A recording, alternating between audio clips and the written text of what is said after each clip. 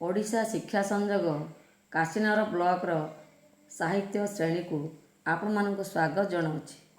ଆଜି ଆମେ ପଞ୍ଚମ ଶ୍ରେଣୀ ସାହିତ୍ୟ କୁସୁମ ବହିର ଦଳପତିପଦ ତୁମକୁ ସାଜେ ପଦ୍ୟର କବି ପରିଚୟ ଓ କବିତାର ପୃଷ୍ଠଭୂମି ଆଲୋଚନା କରିବା। କବି ପରିଚୟ 1939 ମସିହା ଏପ୍ରିଲ ମାସ 3 ତାରିଖରେ ଡକ୍ଟର ନଟବର ସାହୁ ଜନ୍ମଗ୍ରହଣ କରିଥିଲେ।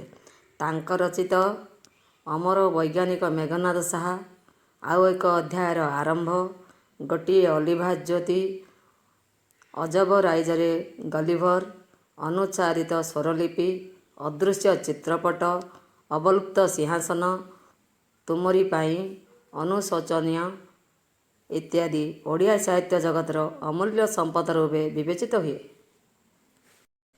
କବିତାର ପୃଷ୍ଠଭୂମି।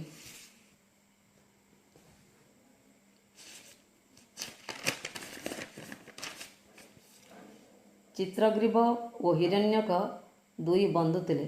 କପୋତ ରାଜାଙ୍କ ନାମ ହେଉଛି ଚିତ୍ରଗ୍ରୀବ ଓ ମୂଷିକ ରାଜାଙ୍କ ନାମ ହେଉଛି ହିରଣ୍ୟକ। କପୋତ ରାଜା ତାଙ୍କର ପ୍ରଜାମାନଙ୍କୁ ଧରି ଖାଦ୍ୟ ଅନ୍ୱେଷଣରେ ବାହାରିଥିଲେ। ଦେଖିଲେ କିଛି ଦୂରରେ ଖୁଦ କଣିକା ପଡ଼ିଛି। ସେମାନେ ଖାଇବା ପାଇଁ ତଳକୁ ଓହ୍ଲାଇଲେ। ଶିକାର ଜାଲରେ ଛନ୍ଦି ହୋଇଗଲେ। ଜଣ ଜଣ କରି ନ ଉଡ଼ି ଏକା ସାଙ୍ଗରେ ଉଡ଼ିବାକୁ କପୋତ ରାଜା କହିଲେ। ଏଥିରୁ ଆମେ ଜାଣିଲେ ଯେ ଏକତା ହିଁ ବଳ। ଜଣେ ଯଦି ଏକୁଟିଆ ଲଢ଼େଇ କରେ ସେ ହାରିଯାଏ। ଯଦି ସେ ସଂଘବଦ୍ଧ ହୋଇ ଲଢ଼େ ତେବେ ସେ ବିଜୟ ଲାଭ ହୋଇଥାଏ। କାଠ ବିଡ଼ାରେ ଥିବା ଗୋଟିଏ କାଠକୁ ଆମେ ସହଜରେ ଭାଙ୍ଗି ପାରିବା, କିନ୍ତୁ କାଠ ବିଡ଼ାକୁ ଆମେ ସହଜରେ ଭାଙ୍ଗି ପାରିବା ନାହିଁ। ଏକତା ବଳରେ କିପରି ଅସାଧ୍ୟ ସାଧିତ କରିହୁଏ, ଏଠାରେ ଡକ୍ଟର ନଟବର ସାହୁ ତାହା ବର୍ଣ୍ଣନା କରିଛନ୍ତି। କପୋତ ରାଜାଙ୍କର ବୁଦ୍ଧିମତୀ ଯୋଗୁଁ ତାଙ୍କର ପ୍ରଜାଙ୍କର ଜୀବନ ରକ୍ଷା ହୋଇପାରିଲା। ତାଙ୍କର ବନ୍ଧୁ ହିରଣ୍ୟକ ତାଙ୍କ ପ୍ରକୃତରେ ଦଳପତ ପଦ ପାଇଁ ଯୋଗ୍ୟ ବୋଲି ସ୍ୱୀକାର କରିଥିଲେ। ତୁମ ପାଇଁ କାମ।